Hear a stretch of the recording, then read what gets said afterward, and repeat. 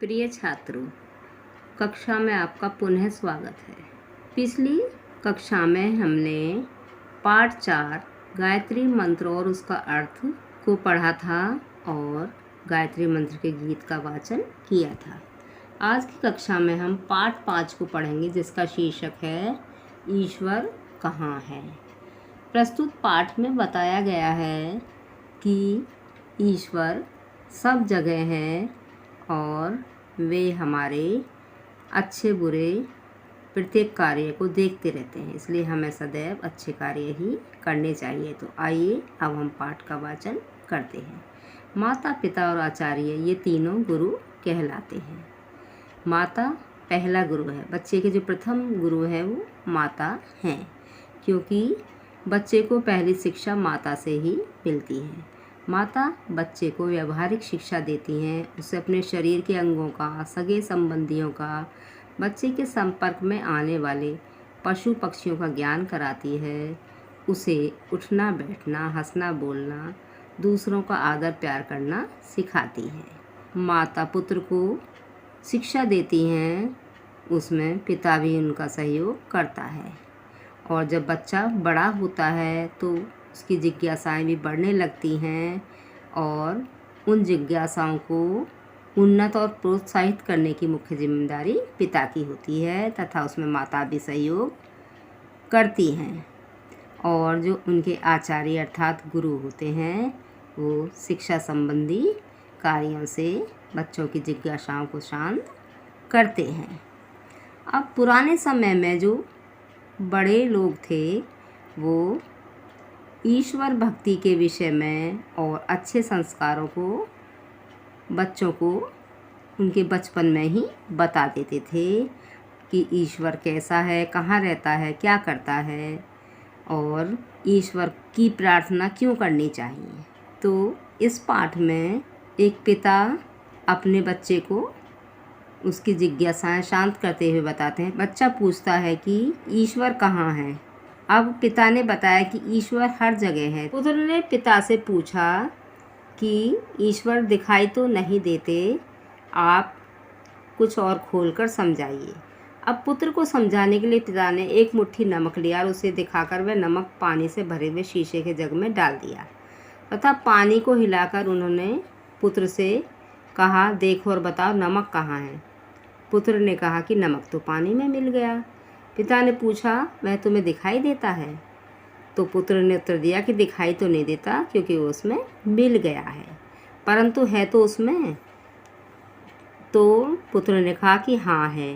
कहाँ है? सारे पानी में।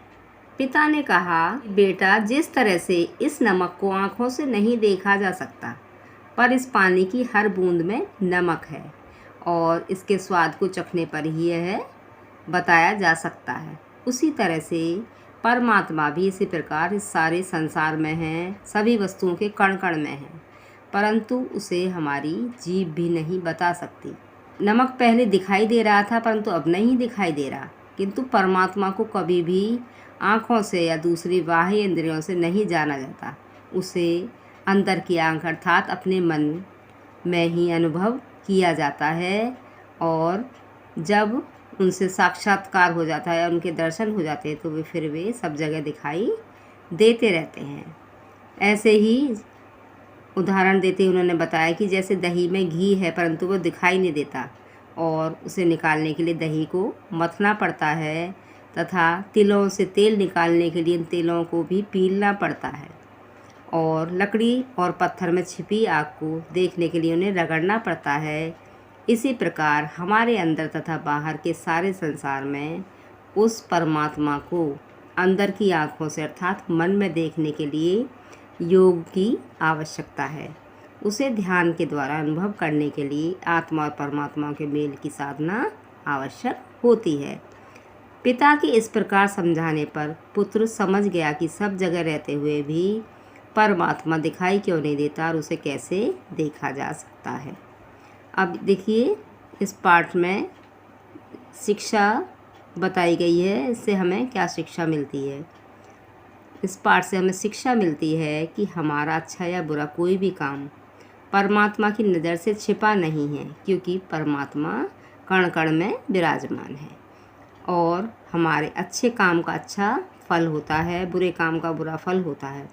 अतः हमें सदा अच्छे काम ही करने चाहिए, क्योंकि ईश्वर सब कुछ देख रहा है और हम जैसा अच्छा या बुरा कार्य करेंगे तो वह हमें वैसा ही फल देगा। अब देखिए, आपने पाठ को तो पढ़कर समझ लिया। यहाँ पर इसके अभ्यास हेतु कुछ प्रश्न दिए गए हैं और जिनके उत्तर मैंने आपको लिखकर बता दिए हैं तथा साथ में कुछ रिक्त स्थान भी पूरे कराए हैं, तो उन्हें आप ध्यान से देख लीजिए। प्रश्न नंबर 1, पुत्र ने पिता से क्या प्रश्न पूछा? तो इसका उत्तर इस तरह होगा। पुत्र ने पिता से प्रश्न पूछा कि ईश्वर कहाँ रहता है और वह कैसा है। प्रश्न नंबर 2, पुत्र को समझाने के लिए पिता ने क्या किया?